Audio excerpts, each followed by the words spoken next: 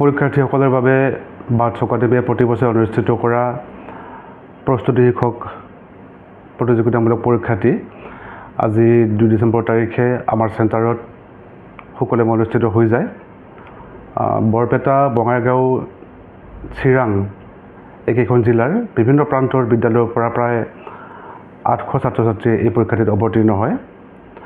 আচলতে এই পৰীক্ষাটোৱে আগন্তুক উচ্চ মাধ্যমিক চূড়ান্ত পৰীক্ষাৰ প্ৰস্তুতিৰ বাবে ছাত্ৰ ছাত্ৰীসকলক বহুত সহায় কৰে, নিজৰ অনুশীলন হয়, নিজকে মূল্যায়ন কৰিব পাৰে আৰু মনত সাহস দিয়ে।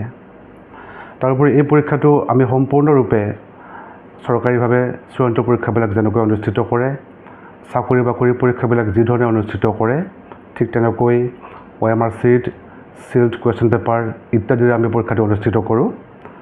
গতিকে ছাত্ৰ ছাত্ৰীসকলৰ যথেষ্ট সহায় হ'ব এই পৰীক্ষাটো। চবতকৈ গুৰুত্বপূৰ্ণ কথাটো হ'ল এই পৰীক্ষাটোত অৱতীৰ্ণ হ'বৰ বাবে ছাত্ৰ ছাত্ৰীসকলে কোনো মাচুল ইয়াত ভৰিব নালাগে। তেওঁলোকে মাত্ৰ ফৰ্মখন ফিল আপ কৰিব লাগে আৰু পৰীক্ষাত অৱতীৰ্ণ হ'ব লাগে। আমি বাৰ্টছ একাডেমীৰ ফালৰ পৰা বিভিন্ন বিদ্যালয়ৰ শিক্ষক শিক্ষয়িত্ৰী, অভিভাৱক অভিভাৱিকা সকলোকে ধন্যবাদ জ্ঞাপন কৰিছোঁ। ছাত্ৰ ছাত্ৰীসকলক আগবঢ়াই দি আমাৰ এই প্ৰচেষ্টা সাফল্যমণ্ডিত কৰাৰ বাবে আৰু আগন্তুক চূড়ান্ত পৰীক্ষাত অৱতীৰ্ণ হ'বলগীয়া পৰীক্ষাৰ্থীসকলক আমাৰ ফালৰ পৰা আন্তৰিক শুভেচ্ছা জ্ঞাপন কৰিছোঁ। তাৰমানে যিটো MCQ টাইপ যিটো কুৱেশ্যন কাটিছে সেইটো আপোনাৰ 2 ঘণ্টা পৰীক্ষা হ'ল। তাৰমানে মই ভাবোঁ কি তাৰমানে যিখিনি আপোনাৰ পৰীক্ষা দিলে আজি ল'ৰা ছোৱালীবিলাকে এতিয়া HSLCৰ কাৰণে বহুত সহায়ক হ'ব।